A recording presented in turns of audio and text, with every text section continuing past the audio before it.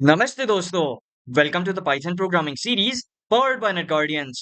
अब तक हमने classes, objects, constructor, inheritance, method overriding, polymorphism, encapsulation और एब्स्ट्रैक्शन ये सब सीखा है और प्रैक्टिस किया लाइब्रेरी मैनेजमेंट सिस्टम बिल्ड करके।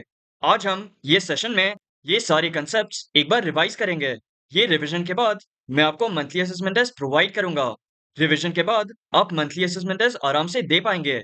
तो चलिए रिवीजन स्टार्ट करते हैं। What is object oriented programming?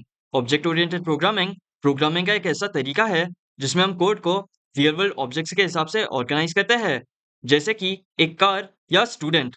इससे कोड ज्यादा ऑर्गेनाइज्ड, रीयूजेबल और इजी टू मैनेज हो जाता है। What is a class? Class का मतलब होता है टेम्पलेट या डिजाइन। पाइथन में क्लास बनाने के लिए हम क्लास कीवर्ड यूज करते हैं। इसका सिंटैक्स देख लो। यहाँ क्लास ये कीवर्ड है, स्टूडेंट क्लास का नेम है और वो क्लास में हम पास कीवर्ड यूज कर रहे हैं।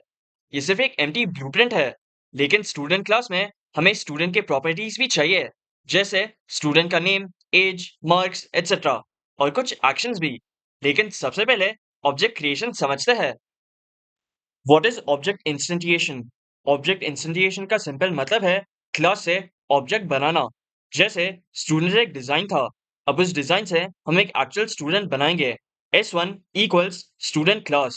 स्टूडेंट ये क्लास को कॉल कर रहा है। S1 ऑब्जेक्ट वेरिएबल है।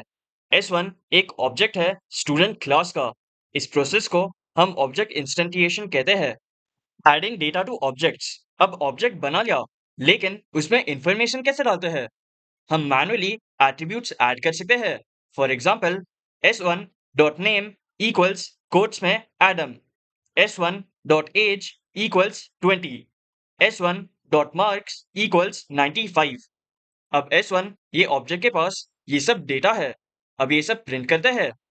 प्रिंट फंक्शन में S1 dot name, S1 dot as और S1 डॉट मार्क्स। अब इसको रन करके देखते हैं। जैसे आप देख सकते हो, एडम 20 और 95 प्रिंट हुआ है। मतलब ऑब्जेक्ट अपना डेटा स्टोर कर रहा है। What is a constructor? Constructor एक स्पेशल फंक्शन होता है जो ऑब्जेक्ट क्रिएट होते ही ऑटोमेटिकली रन होता है। मतलब जैसे ही ऑब्जेक्ट बनाए, जैसे S1 इक्वल्स स्टूडेंट, कंस्ट्रक्टर तुरंत एग्जीक्यूट होता है। पाइथन में कंस्ट्रक्टर फंक्शन होता है, उसका सिंटैक्स देख लो। Double underscore init, double underscore parentheses.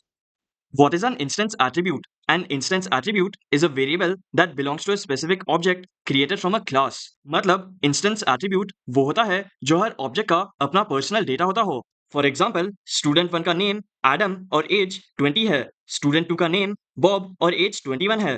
दोनों का डेटा डिफरेंट है। ये हम कंस्ट्रक्टर में स्टोर करते हैं, जैसे आप देख सकते हो। इधर सेल्फ डॉट नेम और सेल्फ डॉट एज ये इंस्टेंस एट्रीब्यूट्स है। हर ऑब्जेक्ट का अलग कॉपी होता है। What is a class attribute? A class attribute is a variable that is shared by all the instances of a class. मतलब मान लो सब स्टूडेंट सेम कॉलेज या सेम ऑर्गेनाइजेशन में है, तो क्या हम ये हर ऑब्जेक्ट में अलग अलग लिखेंगे? नहीं। इसी कॉमन चीजों को हम क्लास के अंदर डायरेक्टली डिफाइन करते हैं, जैसे class student colon. Next line में कॉलेज इक्वल्स कोट्स में ABC। नेक्स्ट लाइन में डेफ कंस्ट्रक्टर मेथड और उसमें self comma name comma age colon. Next line में self dot name equals name. Next line में self dot age equals age. यहाँ college किसी self के अंदर नहीं है, ये क्लास के अंदर डायरेक्टली है, इसलिए इसको क्लास एट्रीब्यूट कहते हैं। What is inheritance? Inheritance allows a new class to automatically receive the properties and behaviors of an existing class, similar to how a child inherits traits from a parent. मतलब एक class दूसरी class के properties और behaviours को inherit करता है। Real life में बच्चों में पेरेंट्स के काफी फीचर्स होते हैं। प्रोग्रामिंग में भी सेम होता है। चाइल्ड क्लास पेरेंट क्लास के फीचर्स लेता है। मल्टीपल इनहेरिटेंस और मल्टी लेवल इनहेरिटेंस में डिफरेंस अच्छे से समझ लो। मल्टीपल इनहेरिटेंस में एक चाइल्ड होता है और मल्टीपल पेरेंट्स हो सकते हैं। मल्टी लेवल इनहेरिटेंस में इनहेरिटेंस चेन होता है, जैसे चाइल्ड, पेरेंट और grand parent. What is method overriding? Method overriding allows a child class to replace the parent class's method with its own version to provide specific behavior. मतलब जब child class parent class के same method को अपने हिसाब से दोबारा define करता है, उसे हम मेथड ओवरराइडिंग कहते हैं। What is encapsulation? Encapsulation means wrapping data and its methods together while restricting direct access to sensitive data. मतलब ऑब्जेक्ट के अंदर डेटा को प्रोटेक्ट करना. रियल लाइफ एग्जांपल होगा एटीएम मशीन. आप डायरेक्टली बैंक के डेटाबेस को एक्सेस नहीं कर सकते हो. आपको कंट्रोल ऑप्शंस मिलते हैं जैसे विड्रॉ, डिपॉजिट और balance check. What is abstraction? Abstraction means hiding internal complexity and showing only essential features to the user. मतलब यूजर को सिर्फ यूज करना आना चाहिए. अंदर का कॉम्प्लेक्स लॉजिक हिडन ही होता है. फॉर एग्जाम्पल, आपको कार चलाना आता होगा. स्टीयरिंग यूज कैसे होता है, एक्सेलरेशन, ब्रेकिंग, गियर्स एटसेट्रा. लेकिन आपको इंजन इंटरनली काम कैसे करता है वो नहीं पता होगा. फ्यूल इंजेक्टर्स काम कैसे करता है या गैस काम कैसे करता है, ये सब जानने की जरूरत भी नहीं होती है. कॉम्प्लेक्सिटी हिडन होता है. इसको ही हम एब्स्ट्रैक्शन कहते हैं. What is polymorphism?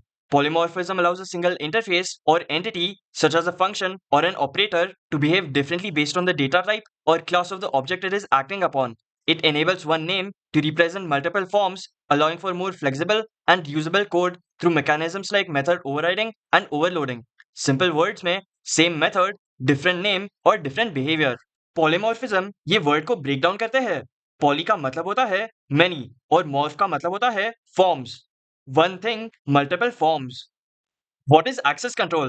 Access control is a security technique that regulates who or what can view or use resources in a computing environment. It essentially acts as a digital gatekeeper, ensuring that only authorized users have permission to access specific data or perform certain actions.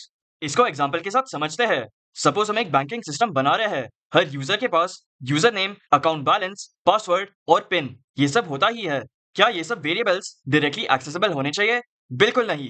Variable जैसे user name ये public हो सकता है. Account balance ये protected होना चाहिए, सिर्फ internal use के लिए. पासवर्ड और पिन ये सब प्राइवेट होना चाहिए.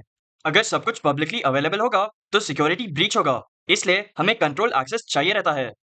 इसके साथ हमने मंथली रिवीजन कंप्लीट किया है. अब आप मंथली असेसमेंट टेस्ट दे सकते हो. मंथली असेसमेंट टेस्ट का लिंक डिस्क्रिप्शन में दिया गया है.